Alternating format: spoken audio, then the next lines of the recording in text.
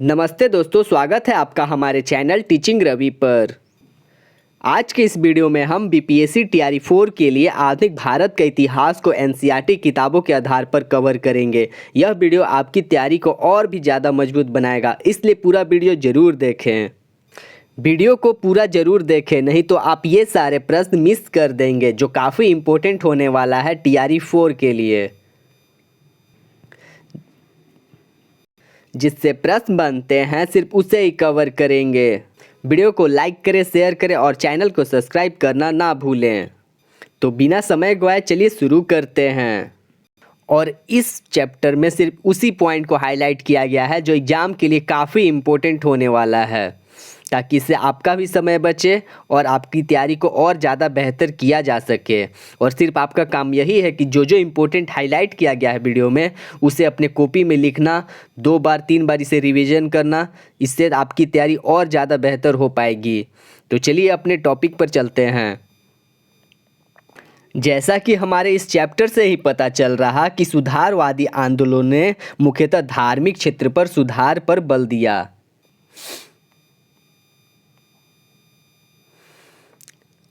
चित्र 1 में आप देख सकते हैं, और यह चित्र बनाया गया था सती बालथाजन सोलिवर द्वारा, और यह चित्र बनाया गया था 1813 में। तो अब जानते हैं सती प्रथा के बारे में। तो सती प्रथा का प्रथम प्रमाण 510 ईस्वी के भानुगुप्त के एरन अभिलेख से मिलता है। काफ़ी इम्पोर्टेंट है, तो याद रखिएगा। इसका प्रथम प्रमाण 1510 ईस्वी के किस अभिलेख में मिलता है? तो भानुगुप्त के एरन अभिलेख में मिलता है, और जिसमें सेनापति गोपराज की मृत्यु पर उनकी पत्नी के सती होने का उल्लेख है। तो याद रखिएगा।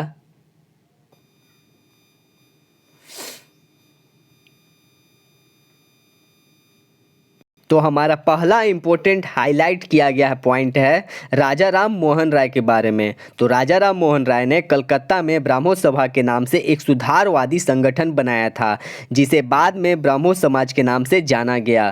तो काफ़ी इम्पोर्टेंट है। तो क्वेश्चन निकल के आ सकता है, कोलकाता में ब्राह्मो सभा के नाम से एक सुधारवादी संगठन बनाया गया था, तो यह किसके द्वारा बनाया गया था? तो याद रखिएगा, राजा राम मोहन राय के द्वारा बनाया गया था। और राजा राम मोहन राय जैसे लोगों को सुधारक इसलिए कहा जाता है क्योंकि वे मानते थे कि समाज में परिवर्तन लाना और अन्यायपूर्ण तौर तरीकों से छुटकारा पाना जरूरी है। कुछ और पॉइंट दिया गया है राजा राम मोहन राय के बारे में। आप चित्र 2 में देख सकते हैं राजा राम मोहन राय, और यह पेंटिंग बनाया गया था रेमब्रांड पील के द्वारा, और यह बनाया गया था 1833 में। दूसरा इम्पोर्टेंट पॉइंट है यहाँ से निकलता है, राजा राम मोहन राय ने देश में पश्चिमी शिक्षा का प्रसार करने और महिलाओं के लिए ज़्यादा स्वतंत्रता व समानता के पक्षधर थे। ये सब पॉइंट कथन के तौर पर भी आ सकता है।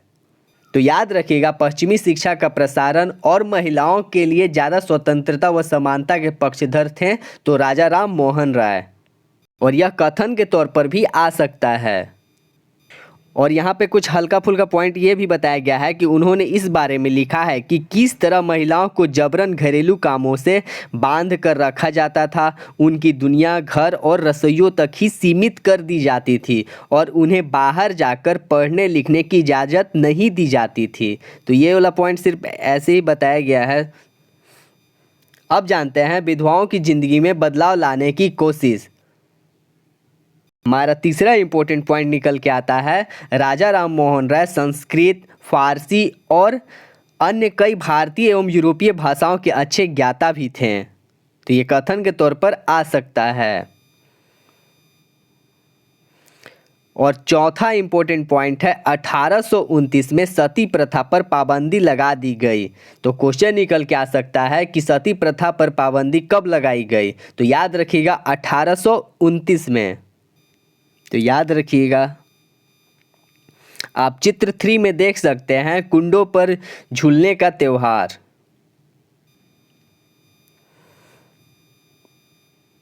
कुछ और इम्पोर्टेंट पॉइंट सती प्रथा के बारे में जान लेते हैं। तो राजा राम मोहन राय एक धर्म सुधारक की अपेक्षा एक समाज सुधारक के रूप में अधिक विख्यात हैं और विलियम बेटिक ने 1829 में एक कानून बनाकर विधवाओं को जिंदा जलाना एक अपराध घोषित कर दिया और सर्वप्रथम यह कानून बंगाल प्रेसिडेंसी में लागू हुआ। तो काफ़ी इम्पोर्टेंट है, याद रखिएगा। और इसके बाद बम्बई और मद्रास में भी लागू किया गया था। तो याद रखिएगा 1829 में विलियम बेटिक ने एक कानून बनाया था, विधवाओं को जिंदा जलाना एक अपराध घोषित कर दिया था और सर्वप्रथम यह कानून कहाँ पारित किया गया था, तो बंगाल प्रेसिडेंसी में लागू किया गया था। काफ़ी इंपॉर्टेंट है, 3 प्रश्न इसी से टॉपिक से निकल के आ रहे हैं जो काफ़ी इंपॉर्टेंट TRE 4 के लिए। और बम्बई और मद्रास में भी लागू किया गया था, उसके बाद बंगाल प्रेसिडेंसी के बाद लागू किया गया था। जो इम्पोर्टेंट पॉइंट था वो आपको बता दिया गया है और जो इम्पोर्टेंट बताया जा रहा है उसे आप कॉपी में ज़रूर लिख लीजिएगा। अब चलते हैं आगे, जो इम्पोर्टेंट पॉइंट बताया गया है। तो प्रसिद्ध सुधारक ईश्वर चंद्र विद्यासागर ने भी विधवा विवाह के पक्ष में प्राचीन ग्रंथों का ही हवाला दिया था। अंग्रेज सरकार ने उनका यह सुझाव मान लिया और 1856 में विधवा विवाह के पक्ष में एक कानून पारित कर दिया गया था। तो याद रखिएगा कि 1856 में विधवा विवाह के पक्ष में एक कानून पारित किया गया था। मद्रास प्रेसिडेंसी के तेलुगु भाषी इलाकों में वीरसेलिंगम पंतुलु ने विधवा विवाह के समर्थन में एक संगठन बनाया था। तो काफ़ी इंपॉर्टेंट है ये वाला पॉइंट। तो क्वेश्चन निकल के आ सकता है, मद्रास प्रेसिडेंसी के तेलुगु भाषी इलाकों में विधवा विवाह के समर्थन में एक संगठन किसके द्वारा बनाया गया था? तो याद रखिएगा वीरेशलिंगम पंतुलु के द्वारा बनाया गया था। और उत्तर में आर्य समाज की स्थापना करने वाले स्वामी दयानंद सरस्वती ने भी विधवा विवाह का समर्थन किया। तो याद रखिएगा कि आर्य समाज की स्थापना किसके द्वारा किया गया था? तो स्वामी दयानंद सरस्वती के द्वारा।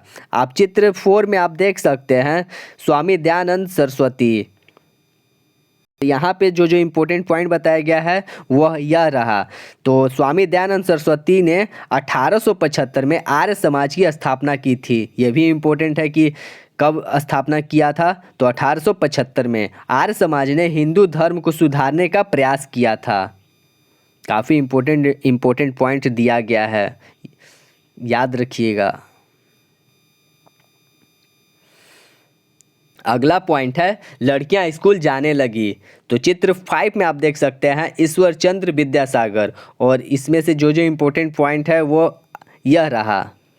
और एक और इम्पोर्टेंट इसमें बनता है कि 1899 ईस्वी में विधवा आश्रम स्थापित किया गया था और इसे डीके कर्वे ने पूना में स्थापित किया था। ये भी इम्पोर्टेंट है। अगला इम्पोर्टेंट पॉइंट है राजसुंदरी देवी। तो यह कथन के तौर पर आ सकता है। तो राजसुंदरी देवी ऐसी महिलाओं में से एक थी जिन्होंने रात में दिए की रोशनी में लिखना पढ़ना सीखा था। काफ़ी इम्पोर्टेंट है। अगला इम्पोर्टेंट पॉइंट है आर्य समाज द्वारा पंजाब में और ज्योतिराव फुले द्वारा महाराष्ट्र में लड़कियों के लिए स्कूल खोले गए और उत्तर भारत के कुलीन मुस्लिम परिवारों की महिलाएं अरबी में कुरान शरीफ सीखने लगी। आप चित्र 6 में देख सकते हैं हिंदू महाविद्यालय की छात्राएं 1875। अगला इम्पोर्टेंट पॉइंट है सर्वप्रथम स्त्री शिक्षा के प्रसार में ईसाई प्रचारकों ने महत्वपूर्ण कार्य किए। उन्होंने 1819 ईस्वी में स्त्री शिक्षा के लिए कलकत्ता में एक तरुण स्त्री सभा की स्थापना की गई। तो याद रखिएगा क्वेश्चन निकल के आ सकता है स्त्री शिक्षा के लिए तरुण स्त्री सभा की स्थापना कब और कहाँ किया गया? तो याद रखिएगा कि यह किया गया था 1819 ईस्वी में और यह कहाँ किया गया था? तो कलकत्ता में। काफ़ी इम्पोर्टेंट है। और JB बेबटन ने 1849 ईस्वी में कलकत्ता में एक बालिका विद्यालय की स्थापना की थी। अगला पॉइंट है महिलाओं के बारे में महिलाएं लिखने लगी। तो बेगमों ने अलीगढ़ में लड़कियों के लिए प्राथमिक स्कूल खोला और बेगम रुकैया सखावत हुसैन भी इस दौर की एक प्रभावशाली महिलाएं थी। उन्होंने कलकत्ता में पटना में मुस्लिम लड़कियों के लिए स्कूल खोले और 1880 के दशक तक आते आते भारतीय महिलाएं विश्वविद्यालयों में प्रवेश लेने लगी थी। उनमें से कुछ चिकित्सक और कुछ शिक्षिका बन गईं। आप चित्र 7 में देख सकते हैं पंडिता रामाबाई। तो पूना में घर पर ही रहकर शिक्षा प्राप्त करने वाली ताराबाई शिंदे ने स्त्री पुरुष तुलनात्मक नाम से एक किताब प्रकाशित की। तो याद रखिएगा, स्त्री पुरुष तुलना नामक एक किताब किसके द्वारा प्रकाशित किया गया था? तो ताराबाई शिंदे के द्वारा, जिसमें पुरुषों और महिलाओं के बीच मौजूद सामाजिक फर्कों की आलोचना की गई थी। दूसरा इंपॉर्टेंट पॉइंट है, संस्कृत की महान विद्वान पंडिता रामाबाई का मानना था कि हिंदू धर्म महिलाओं का दमन करता है। तो यह कथन के तौर पर आ सकता है। उन्होंने ऊंची जातियों की हिंदू महिलाओं की दुर्दशा पर एक किताब भी लिखी थी। उन्होंने पूना में एक विधवा गृह की स्थापना की, जहां ससुराल वालों के हाथों अत्याचार झेल रही महिलाओं को पनाह दी जाती थी। तो ये भी काफ़ी इम्पोर्टेंट है, इसे हाईलाइट किया गया है, तो इसे कॉपी में भी ज़रूर लिख लीजिएगा।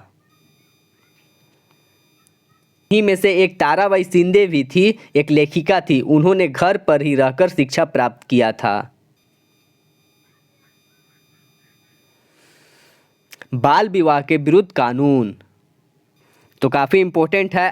1929 में बाल विवाह निषेध अधिनियम पारित किया गया था। तो क्वेश्चन निकल के आ सकता है, बाल विवाह निषेध अधिनियम कब पारित किया गया था? तो 1929 में। और इस कानून के अनुसार 18 साल से कम उम्र के लड़के और 16 साल से कम उम्र की लड़की की शादी नहीं की जा सकती थी, और बाद में यह उम्र बढ़ाकर क्रमशः 21 साल और 18 साल कर दी गई। आप चित्र में देख सकते हैं 8 साल की दुल्हन।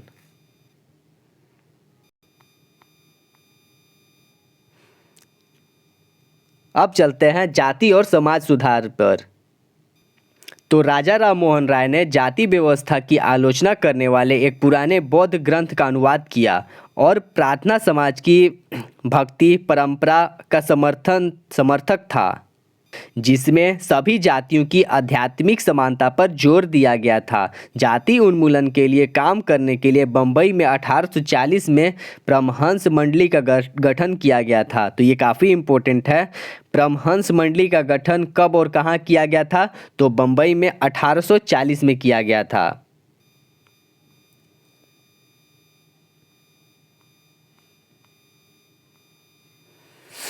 आप चित्र 10 में देख सकते हैं, जूते बनाते मदिया समुदाय के लोग। 19वीं शताब्दी आंध्र प्रदेश। तो मौजूदा आंध्र प्रदेश में मदिया एक महत्वपूर्ण अछूत जाति रही है। वे पशुओं के शवों को साफ करके चमड़ा तैयार करने और चप्पल जूता सीने में माहिर थे। तो याद रखिएगा, मदिया समुदाय, तो आंध्र प्रदेश। अगला पॉइंट है, दलित आंदोलन के नेता BR अम्बेडकर के पिता एक सैनिक स्कूल में ही पढ़ाते थे।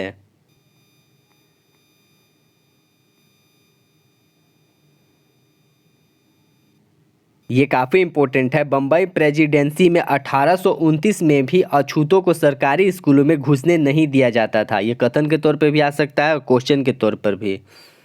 और यह एग्ज़ाम सीटेट के लिए भी इम्पोर्टेंट है। जो सीटेट की तैयारी कर रहे हैं उसमें भी ये सब सारे प्रश्न आ सकते हैं देखने के लिए, क्योंकि सीटेट में क्लास 8 का काफ़ी इम्पोर्टेंट रहता है रोल SST में। चित्र 11 में आप देख सकते हैं, गुजरात के दुबला समुदाय के लोग बाजार के लिए आम ओढ़कर ले जा रहे हैं। तो दुबला समुदाय कहाँ रहता था? तो गुजरात में। अगला हमारा टॉपिक है समानता और न्याय की मांग। ये काफ़ी इम्पोर्टेंट है। मध्य भारत में सतनामी आंदोलन की शुरुआत घासीदास ने की। तो क्वेश्चन निकल के आ सकता है, सतनामी आंदोलन की शुरुआत किसके द्वारा किया गया था? तो घासीदास के द्वारा। उन्होंने चमड़े का काम करने वालों को संगठित किया और उनकी सामाजिक स्थिति में सुधार के लिए आंदोलन छेड़ दिया। और पूर्वी बंगाल में हरिदास ठाकुर के मतुआ पंथ ने चंडाल काश्तकारों के बीच काम किया और हरिदास ने जाति व्यवस्था को सही ठहराने वाले ब्राह्मणवादी ग्रंथों पर सवाल उठाया, जिसे आज केरल कहा जाता है। और वहाँ एझावा जाति के श्री नारायण गुरु ने अपने लोगों के बीच एकता का आदर्श रखा। उन्होंने जातिगत भिन्नता के आधार पर लोगों के बीच भेदभाव करने का विरोध किया। उनके अनुसार सारी मानवता की एक ही जाति है। उनका एक महत्वपूर्ण कथन था, ओरु जाति ओरु मतम ओरु देवम मनुष्य, यानी मानवता की एक जाति, एक धर्म, एक ईश्वर। तो ये कथन के तौर पर आ सकता है। आप चित्र 12 में देख सकते हैं श्री नारायण गुरु। तो याद रखिएगा, नारायण गुरु ने संस्कृत का ज्ञान प्राप्त किया और एझावा एवं अन्य दलित वर्गों के उत्थान के लिए अपना जीवन अर्पित कर दिया।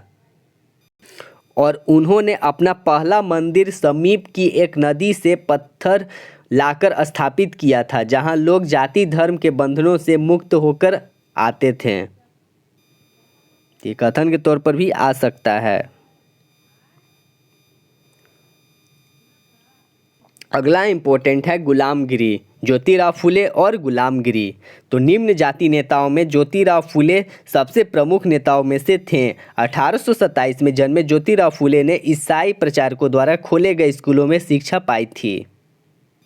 और 1827 ईस्वी में सतारा में जन्मे फुले ने छुआछूत, जाति प्रथा, महिला कल्याण पर जोर दिया। और 1848 ईस्वी में उन्होंने निम्न जाति की कन्याओं के लिए पहला स्कूल खोला था। तो ये काफ़ी इम्पोर्टेंट है, याद रखिएगा। 1848 में निम्न जाति की कन्याओं के लिए पहला स्कूल खोला गया था और यह खोला गया था ज्योतिराव फुले के द्वारा। और 1873 में फुले ने गुलामगिरी यानी गुलामी नामक एक किताब लिखी थी। तो याद रखिएगा, गुलामगिरी यानी गुलामी नामक का किताब किसके द्वारा लिखा गया था? तो फुले के द्वारा। और 1873 में और उन्होंने अपनी पत्नी सावित्रीबाई फुले को पढ़ाया ताकि वह उस स्कूल में कन्याओं को पढ़ा सके। और बाद में उन्होंने कन्याओं के लिए और भी स्कूल खोले। सितंबर 1873 ईस्वी में उन्होंने सत्यशोधक समाज की स्थापना की और सभी जाति और धर्मों के लोगों के लिए इसके लिए खोल दिए। और सत्यशोधक समाज का लक्ष्य था कि दलित जातियों के लोगों के लिए समान अधिकार प्राप्त करना।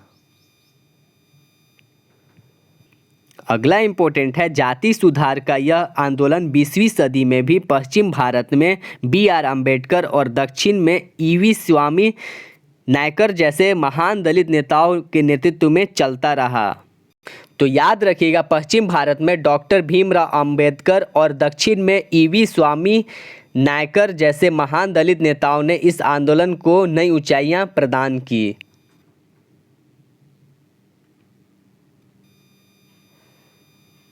आप चित्र 14 में देख सकते हैं मदुरै मंदिर का प्रवेश द्वार। और यह चित्र बनाया गया था टॉमस डेनियल द्वारा 1792 में। मंदिर प्रवेश आंदोलन से पहले अछूतों को इस तरह के प्रवेश द्वारों के आसपास भी भटकने नहीं दिया जाता था। अब यहाँ पे बताया गया है अम्बेडकर जी के बारे में। तो अम्बेडकर एक महार परिवार में पैदा हुए थे और स्कूल की पढ़ाई पूरी करने के बाद उन्हें उच्च अध्ययन के लिए अमेरिका जाने हेतु फेलोशिप मिल गई थी। और 1919 में भारत लौटने पर उन्होंने समकालीन समाज में उच्च जातीय सत्ता संचरण पर काफ़ी लिखा था। और सन 1927 में अम्बेडकर ने मंदिर प्रवेश आंदोलन शुरू किया, जिसमें महार जाति के लोगों ने बड़ी संख्या में हिस्सा लिया था। ये कथन के तौर पर ये सब क्वेश्चन आ सकते हैं। तो क्वेश्चन निकल के आ सकता है, अम्बेडकर ने मंदिर प्रवेश आंदोलन कब शुरू किया था? तो सन 1927 ईस्वी में। और इसमें महार जाति के लोगों ने बड़ी संख्या में हिस्सा लिया था। काफ़ी इम्पोर्टेंट है। और 1927 से 1935 के बीच अम्बेडकर ने मंदिरों में प्रवेश के लिए ऐसे 3 आंदोलन चलाए थे। अगला पॉइंट है गैर ब्राह्मण आंदोलन। ये भी काफ़ी इम्पोर्टेंट है। चित्र 15 में देख सकते हैं ईबी स्वामी रामास्वामी नायकर, जिसे पेरियार के नाम से भी जाना जाता है। तो ईबी रामास्वामी नायकर अपने प्रारंभिक जीवन में सन्यासी थे। वे लोगों के बीच पेरियार के नाम से प्रसिद्ध हुए। तो काफ़ी इम्पोर्टेंट है कि ये भी आ सकता है। तो क्वेश्चन निकल के आ सकता है पेरियार के नाम से किन्हें जाना जाता है, तो ईबी रामास्वामी नायकर को, और उन्होंने ही स्वाभिमान आंदोलन की शुरुआत की थी।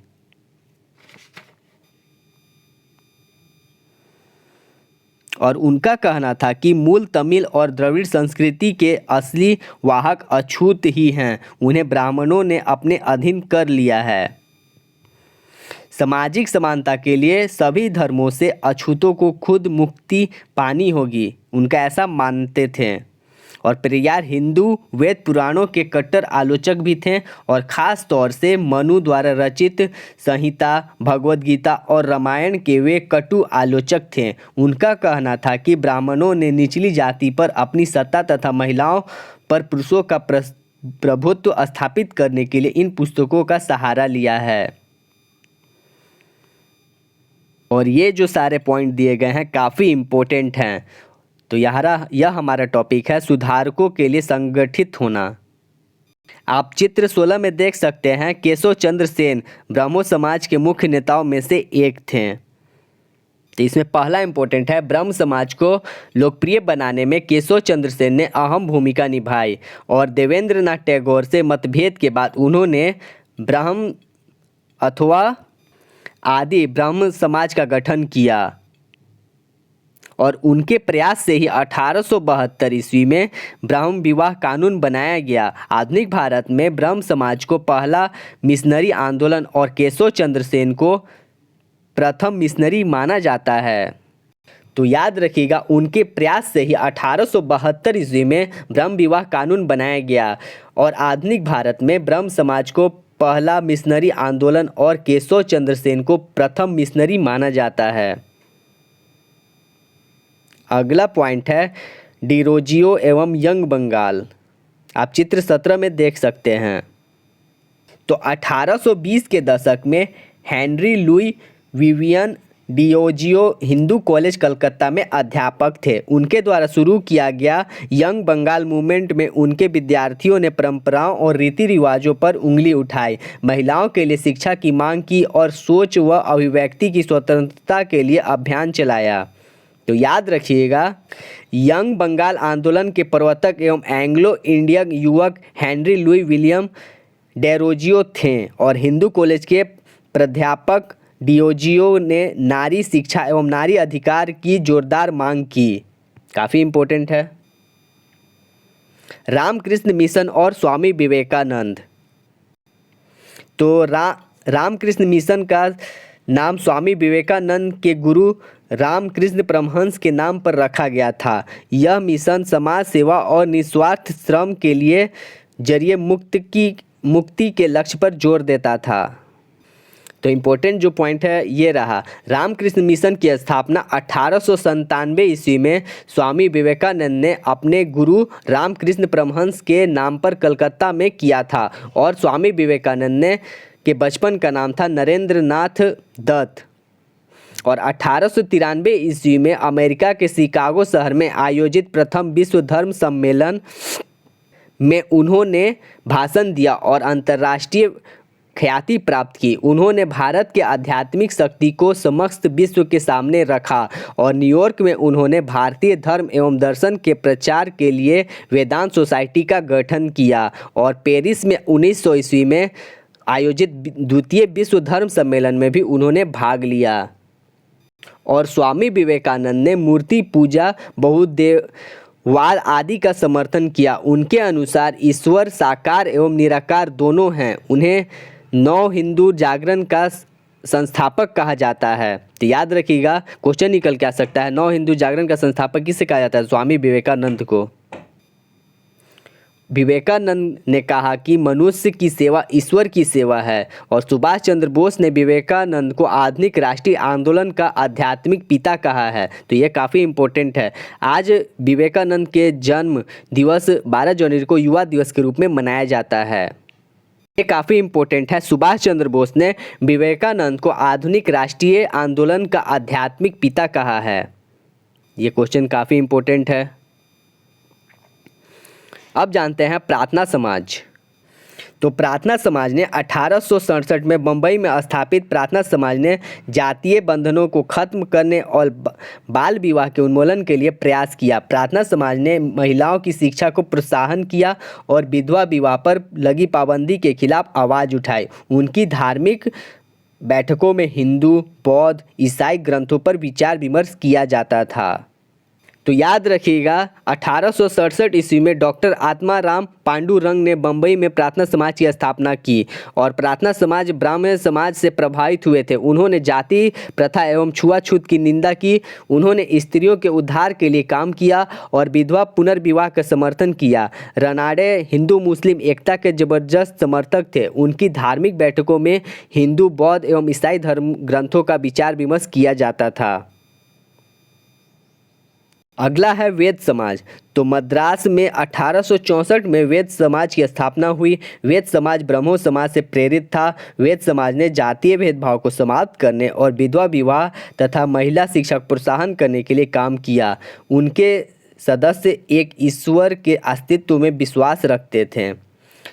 अगला है अलीगढ़ आंदोलन। तो सैयद अहमद खां द्वारा 1875 में अलीगढ़ में खोले गए मोहम्मद एंग्लो ओरिएंट कॉलेज को ही बाद में अलीगढ़ मुस्लिम विश्वविद्यालय के नाम से जाना गया। तो ये भी इम्पोर्टेंट है TRE 4 के लिए। आप चित्र 19 में देख सकते हैं सैयद अहमद खां।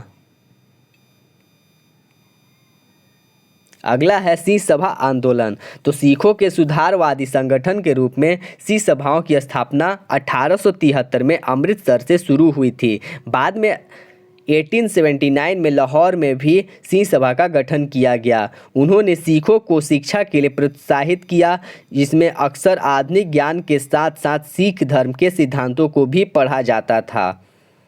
चित्र 20 में आप देख सकते हैं खालसा कॉलेज अमृतसर। तो याद रखिए खालसा कॉलेज कहाँ है, तो अमृतसर में 1892 में सिख सभा आंदोलन के नेताओं द्वारा स्थापित किया गया था। ये भी काफ़ी इम्पोर्टेंट है। चित्र 20 खालसा कॉलेज, और यह कहाँ है, अमृतसर में। और यह कब इसका निर्माण किया गया था, 1892 में।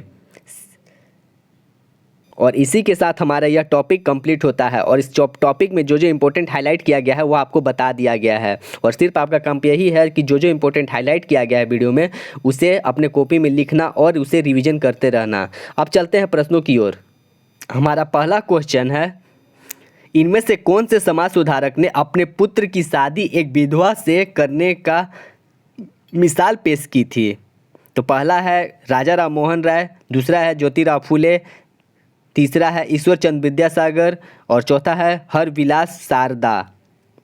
तो इसका आंसर हो जाएगा ईश्वर चंद्र विद्यासागर। काफ़ी इंपॉर्टेंट है, इसे भिभियाई के तौर पर आप लिख सकते हैं। केशव चंद्र सेन के प्रयास से बाल विवाह अधिनियम कब पारित किया गया था? तो इसका आंसर होगा 1872।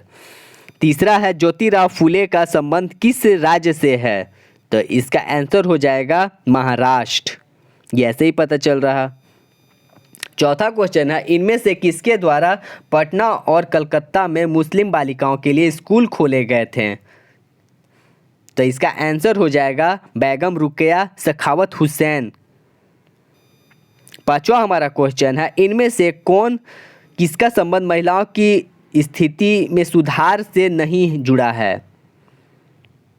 तो आप देख सकते हैं पहला ऑप्शन चंद्रशेखर आजाद, दूसरा ऑप्शन है पंडिता रामाबाई, तीसरा है ताराबाई शिंदे, चौथा है वीरसिलिंगम पंतुलू। तो इसका आंसर हो जाएगा चंद्रशेखर आजाद। छठा हमारा क्वेश्चन है, चाइल्डहुड का घोषणा पत्र भारत कब आया था? ऑप्शन फर्स्ट है 1854, दूसरा है 1875, तीसरा 1857, चौथा है 1880। तो इसका आंसर हो जाएगा क 1854। चाइल्डहुड का घोषणा पत्र भारत 1854 में आया था। सातवां हमारा क्वेश्चन है, बाल विवाह से संबंधित शारदा कानून कब बनाया गया? तो इसका आंसर हो जाएगा घ 1929। आठवां क्वेश्चन है, स्त्रियों की असमानता की स्थिति पर पहली बार किसके द्वारा प्रश्न चिन्ह लगाया गया था? तो इसका आंसर हो जाएगा अंग्रेजों के द्वारा, क। नौवां हमारा क्वेश्चन है, कानून के द्वारा भारत में सती प्रथा का अंत कब हुआ था? तो सती प्रथा का अंत 1829 में किया गया था। 10वां हमारा क्वेश्चन है, विधवा पुनर्विवाह के प्रति किसने अपना जीवन समर्पित कर दिया था? तो इसका आंसर हो जाएगा ईश्वर चंद्र विद्यासागर ने। बेटी बचाओ बेटी पढ़ाओ कार्यक्रम भारत में कब लागू किया गया था? तो इसका आंसर हो जाएगा क 22 जनवरी 2015। 1854 के चार्ल्स वुड के घोषणा पत्र का संबंध इनमें से किससे है? तो इसका आंसर हो जाएगा 12वां का ख, ब्रिटिश भारत में लागू किए जाने वाले संपूर्ण शैक्षणिक व्यवस्था से।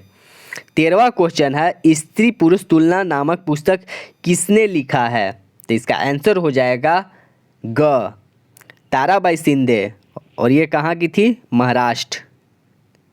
मैंने इतना तेजी में ये सारे प्रश्न इसलिए किए ताकि आपका समय बचे। और यहाँ पे फिल इन द ब्लैंक्स भी दिया गया है। सती प्रथा का प्रथम प्रमाण एरन अभिलेख से मिलता है। दूसरा है, विधवा पुनर्विवाह के लिए खालिस्तान ने काफ़ी मेहनत किया, तो इसके लिए ईश्वरचंद्र विद्यासागर ने काफ़ी मेहनत किया था। तीसरा है, भारतीय महिलाओं का विश्वविद्यालयों में प्रवेश खालिस्तान में दशक में हुआ था, तो इसका आंसर हो जाएगा 1880। भोपाल की बेगमों ने अलीगढ़ में लड़कियों की शिक्षा के लिए इस विद्यालय खोले। 5वां है, राज सुंदरी देवी ने रात में दिए की रोशनी में पढ़ना लिखना सीखा था। 6ठा हो जाएगा, हड़प्पा काल में समाज मातृ सत्तात्मक था। 7वां है, ऋग्वेद काल में स्त्रियों की स्थिति सम्मानजनक थी।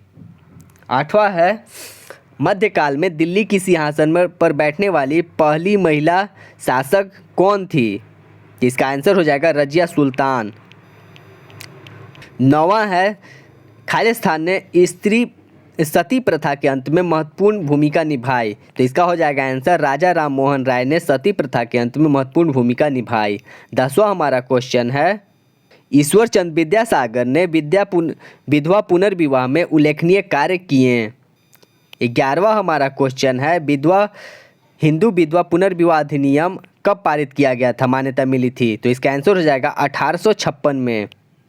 12वां क्वेश्चन है, हिंदू उत्तराधिकार अधिनियम खाली स्थान में यह व्यवस्था की गई कि पिता की संपत्ति में पुत्र के साथ पुत्री का भी बराबर का हकदार होगा, तो यह कब लाया गया था? 1956 ईस्वी में यह व्यवस्था की गई थी। 13वां क्वेश्चन है, ईसाई प्रचारकों ने 1819 ईस्वी में स्त्री शिक्षा के लिए खालिस्तान एक स्त्री सभा की स्थापना की, तो इसका आंसर हो जाएगा तरुण स्त्री सभा की स्थापना की गई। और 13वां क्वेश्चन काफ़ी इंपॉर्टेंट है, इसे वीवीआई के तौर पर नोट कर सकते हैं, इसलिए मैं एक बार फिर से दोहरा देता हूँ। ईसाई प्रचारकों ने 1819 ईस्वी में स्त्री शिक्षा के लिए एक तरुण स्त्री सभा की स्थापना की थी। तो इसी के साथ हमारा जो इम्पोर्टेंट पॉइंट था वो आपको बता दिया गया है, और जो इम्पोर्टेंट प्रश्न बन सकते थे वो आपको बता दिया गया है। अगर आपको ये पीडीएफ चाहिए तो आप टेलीग्राम में जुड़ सकते हैं, वहीं पे ये सारे पीडीएफ आपको भेजा जाता है। इसी के साथ यह हमारा टॉपिक कंप्लीट होता है। चैनल अभी नया है, आपका एक सब्सक्राइब मुझे मोटिवेट करेगा। देखने के लिए धन्यवाद। तब तक के लिए नमस्ते।